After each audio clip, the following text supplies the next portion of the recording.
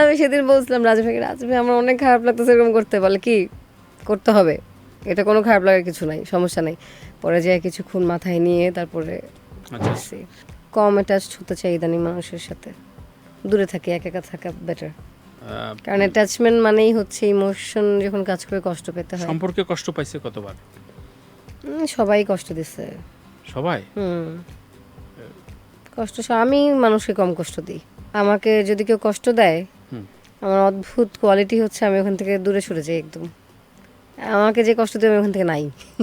একজন আমাকে প্রায় সূর্যমুখী ফুল পাঠায়, এটা আমার খুব ভালো লাগে। তবে একটা জিনিস খুব খারাপ লাগে যখন ফুলটা মরে যায়, এই জন্য আমি সবসময় প্রেফার করি যে আমাকে ফুল না দিক, গাছ আলা ফুল পাঠালে ঠিক আছে।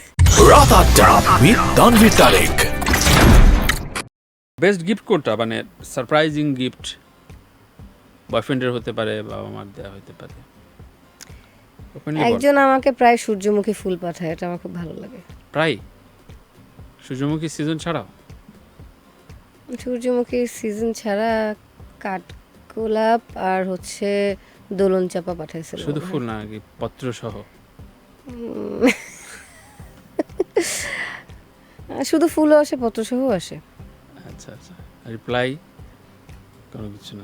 রিপ্লাই কিছু না, এটা ভালো একটা বললেন, জিজ্ঞেস করলেন, আমার ভালো লাগে। সাধনা করে যান, সাধনায় সবকিছু মিলে। কিন্তু তবে একটা জিনিস খুব খারাপ লাগে যখন ফুলটা মরে যায়, এই জন্য আমি সবসময় প্রেফার করি যে আমাকে ফুল না দিক, গাছ আলা ফুল পাঠালে ঠিক আছে। আচ্ছা, সেটা গার্ডেনে মানে সেটা যাতে জ্যান্ত থাকে, সে তার ন্যাচারাল ওয়েতেই যাতে ঝরে পড়ে।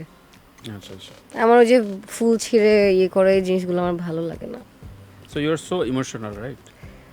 হ্যাঁ, আমি অনেক ইমোশনাল, এর জন্যই আমি আসলে কম অ্যাটাচড হতে চাই ইদানিং মানুষের সাথে, দূরে থাকি, একা একা থাকা বেটার। কারণ অ্যাটাচমেন্ট মানেই হচ্ছে ইমোশন যখন কাজ করে কষ্ট পেতে হয়। সম্পর্কে কষ্ট পাইছে কতবার? সবাই কষ্ট দিচ্ছে। সবাই? কষ্ট আমি মানুষকে কম কষ্ট দিই। তাই? মেয়েরা কষ্ট পায়? আমাকে বেশিরভাগ মানুষই কষ্ট দিচ্ছে। আমার একটা অদ্ভুত জিনিস আছে, আমি আমাকে যদি কেউ কষ্ট দেয়, আমার অদ্ভুত কোয়ালিটি হচ্ছে আমি ওখান থেকে দূরে সরে যাই একদম। আমাকে যে কষ্ট দেয় আমি ওখান থেকে নাই। এটা সাবকনশিয়াস মাইন্ডে অটো হয়ে যায়। ইদানিং নাকি অনেকেরই মানে একটা ফ্রিকনেস থাকে যে আমি আলোচনায় নাই, আমার একটু আলোচনায় থাকতে হবে। আমার এসব হয় না। হয় না? একটু অনেস্টলি হয় না? সিরিয়াসলি? আমার মনে হয় যখন যার থাকা উচিত সে আলোচনায় থাকে, এটা নিয়ে ডেসপারেট হওয়ার কিছু নাই। সুনিয়ার সবচেয়ে উইয়ার্ড অভ্যাস কোনটা? আমার তো অনেক উইয়ার্ড অভ্যাস আছে। আমি বাসায় বাচ্চাদের মতো করে কথা বলি, অ্যান্ড এটা আমি অনেক চেষ্টা করেও, মানে আমার ফ্যামিলির সাথে আমি ছোটবেলা থেকে যেরকম, আমি বাইরে আসলে তো একটু বড়দের মতো করে কথা বলি, বাট ওই বাসায় ওইটা আমি আবার চেঞ্জই করতে পারি না। এটা আমার মনে হয় যে কেউ যদি বাইরের কেউ এটা শুনে, তারা হা করে তাকায় থাকবে যে আমি কিরকম বিহেভ করি আমার আম্মু বা বোন বা আব্বুর সাথে। করা হয়। আচ্ছা আচ্ছা, এমনিতে কোনো গিল্টি তৈরি হয়ে গেলে সেটা কি রিকভার করতে চায়? মানে সাথে সাথে করে ফেলি, সাথে সাথে। আমি আমার গিল্ট ট্রিপ হলে আমি ওই জিনিসটা নিতে পারি না। আমি যদি কখনো দেখি যে আমার কোনো কাজে বা কোনো অ্যাকশনে কেউ কষ্ট পাইছে, আমি সাথে সাথে ফোন দিয়ে অ্যাপোলোজাইজ করবো। আমার অ্যাপোলোজাইজ করতে আমার কোনো লজ্জা নাই। তাহলে কাঁদে তো না সোনিয়া, মানে মন খুলে কান্না করা? আমি অনেক কেঁদে দিই। আচ্ছা আচ্ছা, আমার কাঁদার টেন্ডেন্সি আছে। আচ্ছা আচ্ছা। এমনি একবারে খুবই কমন যে মানে শৈশবের কোন স্মৃতিটা এখনো খুব রিকল করে? শৈশবের সব স্মৃতিই ভালো লাগে, বাট ভ্যাকেশনে নানু বাসায় যে সব কাজিনদের সাথে যে টাইমটা খেলতাম আমরা, আমার মনে হয় যে ওইটা এখন চাইলেও ফেরত আসে না।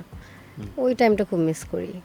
আচ্ছা, নিজের চরিত্রে বা যেটা বিলং করে না জীবনে, কিন্তু সেই চরিত্র করতে হয়েছে, অ্যাডাপ্ট করে কিভাবে?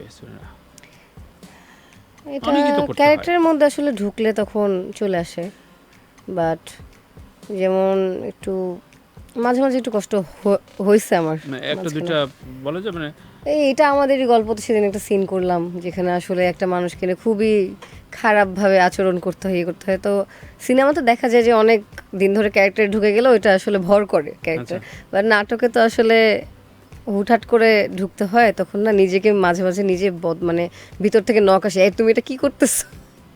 আমি সেদিন বলছিলাম রাজু ভাইকে, রাজু ভাই আমার অনেক খারাপ লাগতেছে এরকম করতে, বলে কি করতে হবে, এটা কোনো খারাপ লাগার কিছু নাই, সমস্যা নাই। পরে যায় কিছুক্ষণ মাথায় নিয়ে তারপরে আচ্ছা করছি। এখন বিভিন্ন প্রোডাকশনের প্রমোশনাল অনেকগুলো প্রোগ্রাম হয়, টিকটকার একটা গ্রুপ আছে, তাদের কাছে যেতে হয়, সেটা গান নাটক প্রমোশনের জন্য। এগুলো কেমন অভ্যস্ত, মানে এগুলো ইন্ডাস্ট্রির খুব আর মিশে গেছে এখন। আমি ইউজ টু এগুলোর সাথে।